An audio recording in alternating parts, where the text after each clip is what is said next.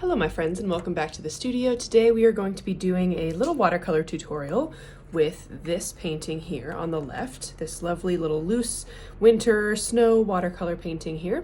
This was an option for one of our paint and sips, but I decided to make it a pre-recorded tutorial because the steps that you have to follow for this are kind of in quick succession while the painting is still wet. It's very much a wet on wet painting. And so I just wanted to do it in this kind of pre-recorded format so that you guys can pause the video, watch the whole thing before you start so that you know kind of the steps that we're going to do and how we're going to make this painting. And before we get started, just really quickly, if you'd like to support me and my art, make sure you subscribe to my channel and like this video, leave a nice comment. All of those things are very helpful. And if you'd like to support my art in a more concrete way, if you look at the links in the description, there's a bunch of links in there that you can use to help support me. So you can find my book, Watercolor Wanderlust, if you want some more tutorials. You can find my Etsy shop, which is where I sell all of my paintings, postcards, bookmarks, all of that kind of stuff. My Patreon is in my bio as well. You can find that there. And my art supply recommendations and all the supplies that I'm using for today's painting are there as well. So if you'd like to know what I'm using or know where to find it, you can look there. So without further ado, we're going to go ahead and get into the tutorial. So I'm going to go through my materials really quickly just so that you know what I'm using. Whatever you have at home is going to work fine, but people always have questions. So this sketchbook is an Etcher mixed media sketchbook. It's perfect for watercolor though, so I use it for my watercolor paintings. We've got a piece of Arches watercolor paper here for today's painting. This is a 6x8 piece of paper. You can use whatever size you want. This is just the size that I picked out. I've got some brushes here. These are the 4 brushes that I'm going to use for today. This 3/4 inch square brush is just my biggest brush that I have, and that's going to be to put the layer of water down on the whole paper. I've got a 10 round, a 4 round from Princeton. These 3 are from Princeton Neptune. And then this one's my little detail brush from Christy Rice's brush set. Again, all of these are listed in the description. For my paints, I'll be using my Winsor&Newton watercolor paints. This is my little custom palette that I've put together just with my favorite colors. I will be mentioning the colors that we use as we use them, so don't worry about that. And then I've got my usual tape around the paper here. This is just Blick masking tape. I've got my cup of water, my paper towels, and we don't need a pencil today. We're not sketching anything. The last thing you'll need for today's painting is white paint of some kind. Watercolor white paint will not work for this. It is not opaque enough, so you'll need some sort of opaque white paint. I'm using gouache for today. This is just what I have in my art supplies here. This is great because it's similar to watercolor, and so it kind of works well with the composition of the watercolor. If you have acrylic paint, that works fine too. If you have like whiteout or a white gel pen, something like that will work as well. So our first step before we start painting is to get our watercolors ready for painting. So as always, we are going to put a little drop of water into each of our watercolor pans and let it sit for a minute or 2. This just helps to get that paint dissolved and make it much easier to pick up when we're going to mix our colors later. So we like to do this just a couple minutes before we paint, just to make our lives easier. So I'm just using my brush and putting a little drop of water in each color. If you have a spray bottle, you can use that as well. Just whatever you want to use to get some water in there, okay? And then let this sit for a minute or 2, and then we'll come back and mix our colors. Okay, so now that our watercolors have soaked for a minute or 2, we are going to mix our colors for this painting. We just really need like 4 colors for this painting. So the first one is going to be a gray. I'm going to mix together ultramarine blue with a little bit of Van Dyke brown. Mixing these 2 colors together will get you a cool gray, so a gray that's closer to blue than it is to brown. And we're just gonna mix these 2 colors together just little by little until we've built up enough paint for what we need. And we're gonna add a little bit of water to this as well, but we do still wanna keep it, you know, somewhat pigmented. Something like that. You can swatch that on a piece of scrap paper just to see. I think I might make that a little bit more blue.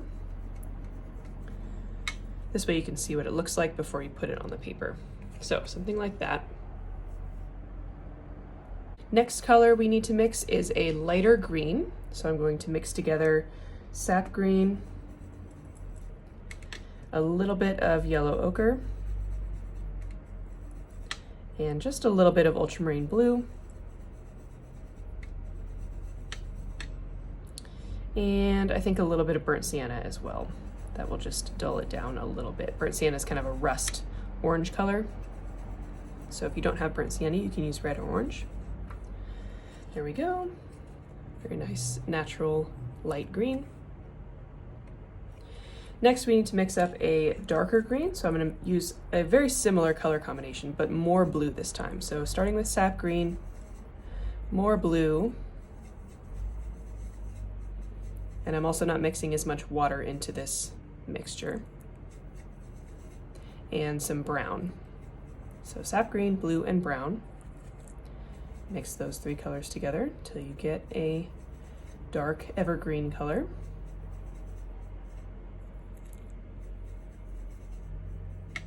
Not adding as much water, you can see this paint is much thicker in the palette than the other paints that I've mixed. There you go. Okay, and last color is going to be brown. So I'm just going to mix together the brown that I have in my palette already, which is Van Dyke brown. And I like to mix a little bit of blue into that as well, just to cool it down a little bit. And again, not very much water. Okay, so those are the 5 colors that we need, 4 colors, I should say, for this painting. That's really all we're going to use for this painting. So now that we've got our colors mixed, we are ready to start painting.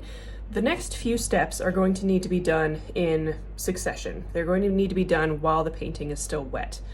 The time that you have to do this depends on the humidity in the place that you live. So right now it is not very dry, but not too humid. So I have kind of a medium amount of time to make this painting. If you live in somewhere where it's very dry, you will not have very much time, and you will want to add more water at the very beginning step. If you live in a place that is humid, you will have some time to complete this. So just keep that in mind as you're painting. I would also recommend, if you're painting along with me, watch the next few minutes of this video before you start painting so that you know where we're going instead of having to watch for each step as we're doing it. It'll just be more efficient that way, okay? So I'm going to use my big brush and start by putting a layer of water on my paper here. And just keep in mind, whatever humidity it is in your area, if it's drier, you'll need to add more water in this step. So since it's fairly dry here, I am going to add quite a bit of water to my paper. And I'm tilting my head, seeing if there's any spots that I've missed. You can see the light reflecting off of the water on the paper. That'll help you see if there's any spots that you've missed or there's any spots that are drying. If you want this to be extra damp, you can do this, wait a few minutes, and then add another layer of water. That really gets that water soaked into the paper. I'm not going to bother with that today, but that is an option for you. Okay, so we've got an even, thick layer of water on the page. I'm going to switch over to my 10 round brush, and I'm going to start with that gray color that we mixed. So with this gray color, I'm going to create a little bit of a sky just in the top half of this painting.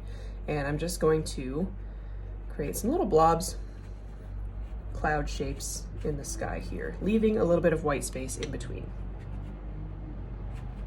And I'm just going to go about halfway down the paper with this. Okay. If you taped your paper to the table, you can kind of use your brush to blend. But if you taped your paper to a board like I did, you can pick up your paper, tilt it in different directions. You can collect the extra paint that kind of collects in a corner. And this way you can start blending those marks together softly, create a soft cloudy sky.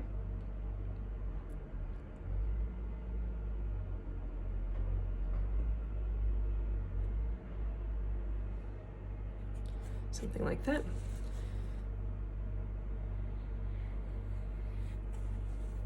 And once you're happy with it, you can stop tilting it, just leave it flat to dry.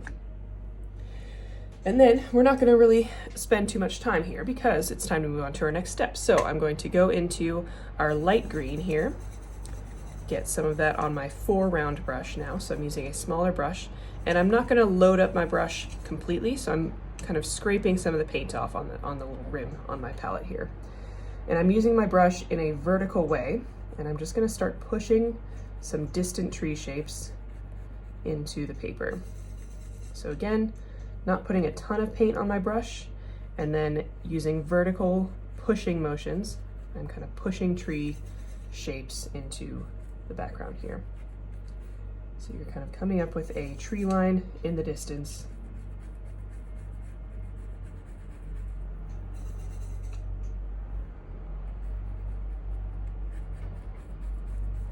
There's not going to be very much detail back here.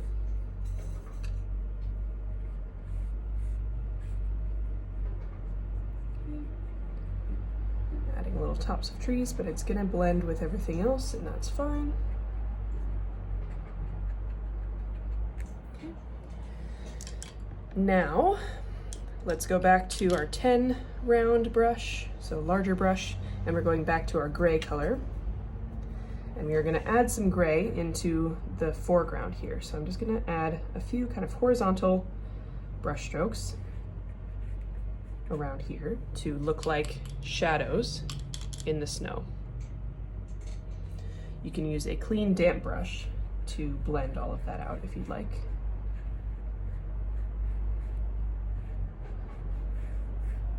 You can also use a completely dry brush to pick up any highlights that you want. If that gray paint kind of took over, you can use this to add those highlights back. Okay. And we're not going to sit here for too long either, because now it's time to move on to adding our foreground tree shapes. So I'm going to go into my dark green now with my foreground brush. And I'm going to be brave and figure out where I want my trees to be. So I think my main tree section is going to be kind of ending here. And then I'm going to start the trees up here at the top near the top of the page. And I'm just going to start creating this loose tree shape, sending branches out from a vertical line. And they're gonna blend, and that's okay. This is also where it's helpful to have this really kind of dry paint. We didn't add a lot of water to it, and that's going to help it not bleed too much into the rest of the painting.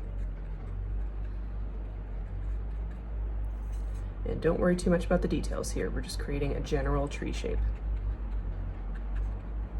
So that's going to end up down here, and we can add a couple of those. So let's do another one here.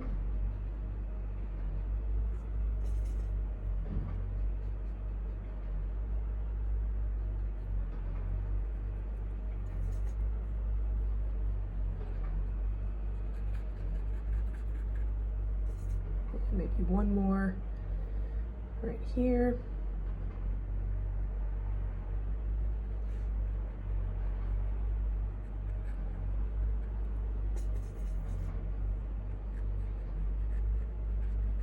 I apologize for the noise outside. There is construction happening down the street. Super convenient for me. Okay, and then I'm going to add, woo, I almost dropped my brush. I'm going to add a couple more trees a little bit shorter than those first ones over here. Same technique.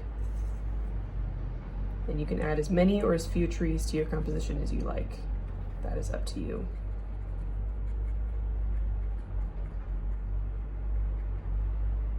Okay, so there's one. And I'll just do one more, I think, right next to it.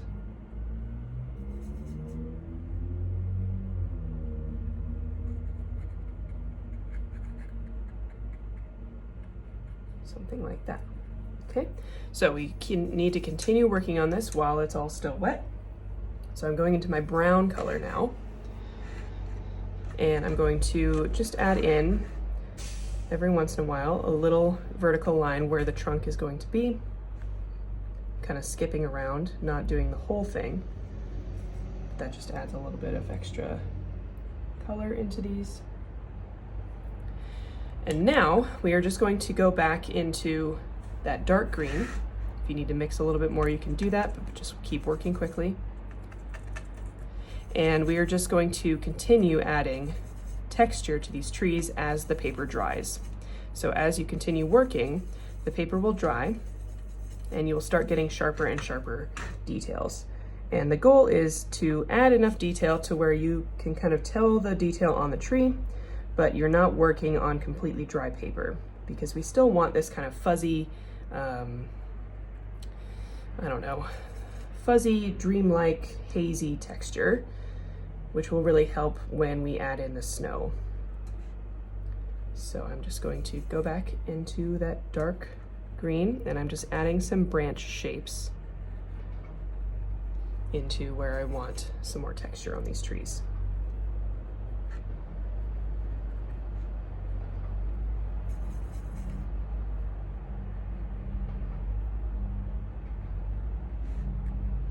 Just basically retracing my steps here throughout the tree.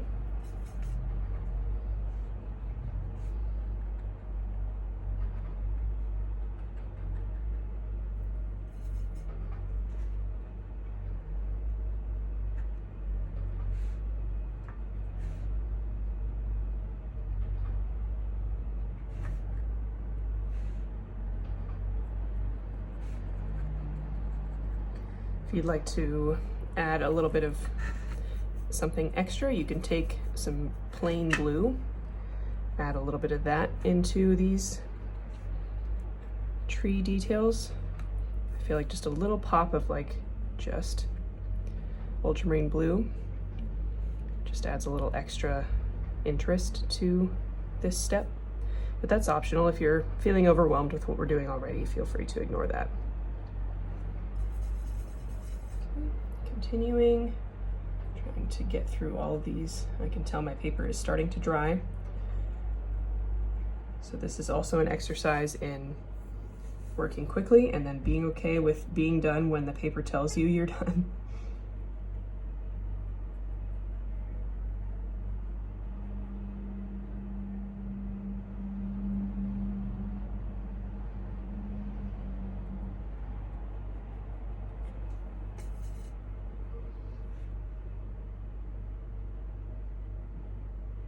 Oh, yep, see, we're starting to get some really sharp details at the top of this tree here.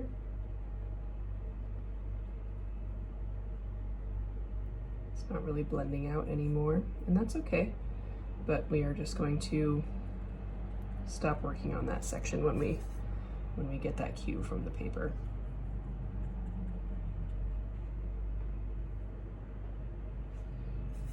There are other parts of the paper that are still wet, so we can go back to working on those.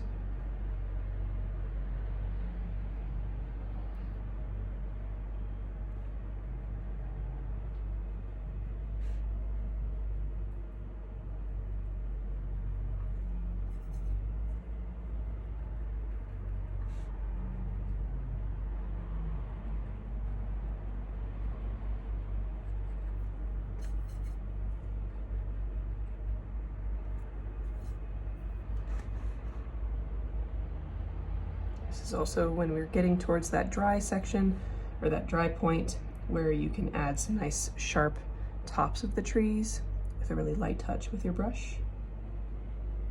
And you can see I'm just starting to get those sharp details.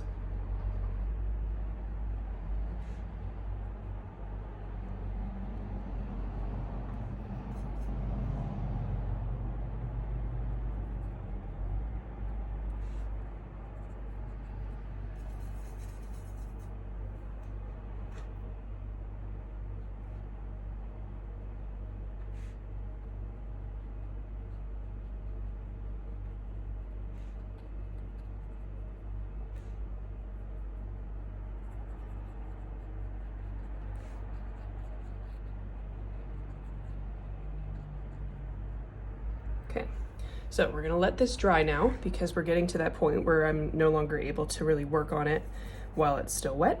So we're gonna let it dry all the way and add some final details. A couple of options for you in terms of final details before we add the snow. We can go back into this same gray color that we've been using, add just a little bit more blue to it. And with this color, we can add a little bit of a shadow underneath our trees here, if you want. I don't think I'm gonna blend it out. I think I'm just gonna leave that as a little line there. We can also use this same color to add some more sharp shadows in the snow here, as though there's like some little pockets and stuff of like holes, or, you know, something in the snow there. I like to just do that in the foreground here. And if you do that, what you can also do is use your detail brush and use that brown color that we mixed up at the beginning, along with really any other color. And you can use that to add some little like rocks that are kind of peeking out underneath the snow, or twigs that are also peeking out underneath the snow. If you're going to paint the twigs, make sure to just use as jagged of a line as you can.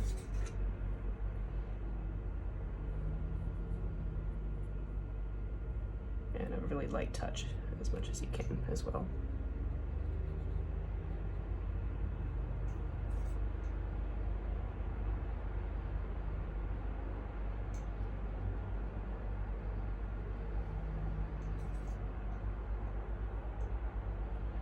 It's going to look weird at first, but if you add a few, it'll start looking more realistic. You can do the same thing with our light green if you want to add a little bit of grass peeking up as well through the snow.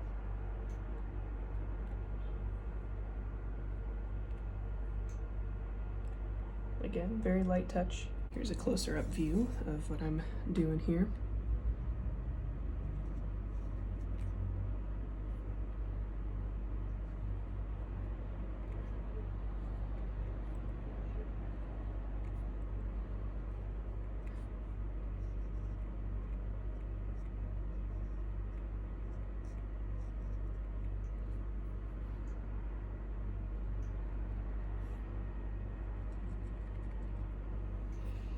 So very, very light touch. We can go back into our gray. This is all optional, by the way. If you're happy with how your painting looked before we added these foreground details, you are welcome to just leave it as it was. I did not add these details in my original sketchbook painting. This is something I'm kind of improvising right now. But this is a good way to learn how to paint snow and how to paint the kind of little things that you can see when it snows. These sticks and twigs and rocks. Just using my detail brush to add a little bit of little tiny details here and there, like little animal prints or places where a big clump of snow has fallen. And just remember that these details get smaller as you go up the paper. Okay, I think that's good, pretty good for now. Maybe one more.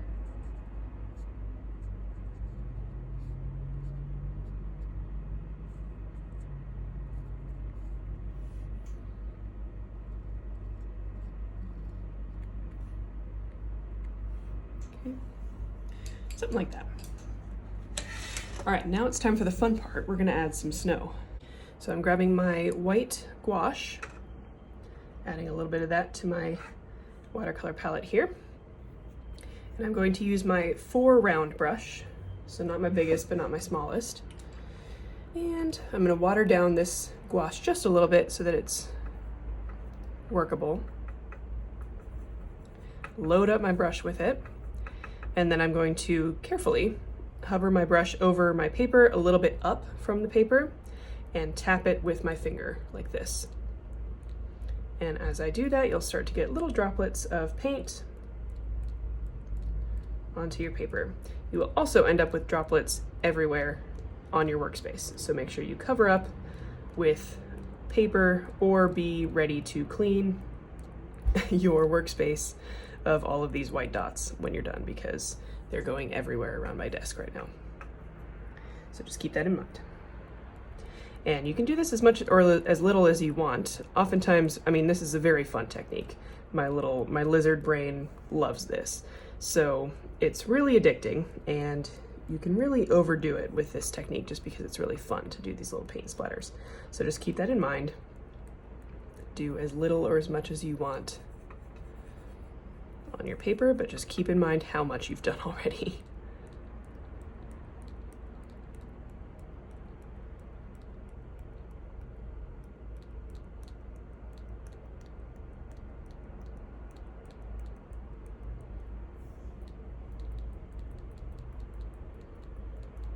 You can also tap with your other finger if you get tired of doing the other technique. And we're just going to make sure we get a nice even coating everywhere that we want snow. As your brush runs out of paint, you'll get smaller and smaller droplets, which is really helpful for having that perspective where there are some dots that are bigger, they look like snowflakes that are closer to you, and then some that are smaller and those look like they're further away. So I highly recommend not reloading your brush right away. Really try and get every last bit of paint out, because you'll get these really, really fine, beautiful dots. And then you can reload.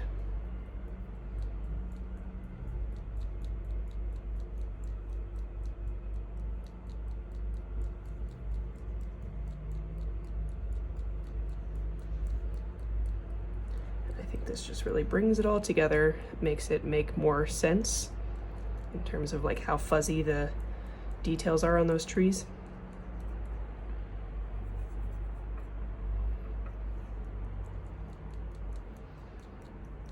Okay, and we are getting to the point where we are going to overdo it, so I'm going to go ahead and stop there. And I'm going to clean up my space a little bit, and then we're going to take off the tape. And now that we are cleaned up and happy with our painting here, it is time to take off the tape. Remember, if your tape is peeling your paper, warm it up with a hairdryer first before you peel it. That should help. I use this Arches watercolor paper and the Blick masking tape, and that seems to be a good combo. Make sure to sign your painting too, and you can also put the date on it if you want to keep track of your progress. And there's our little watercolor study for today. I really hope you enjoyed this session. Please let me know in the comments what you've thought of this lesson and this painting. Leaving likes and comments really helps me out with the algorithm on YouTube, so it's just a nice way to support me here. Make sure you're subscribed as well, and if you'd like to support me as an artist in any way, make sure you check out the description. There's a lot of links in there for how to support me on my Etsy shop, my watercolor book, my Patreon, all of that good stuff. And stay tuned for the next video. I will see you in the next one.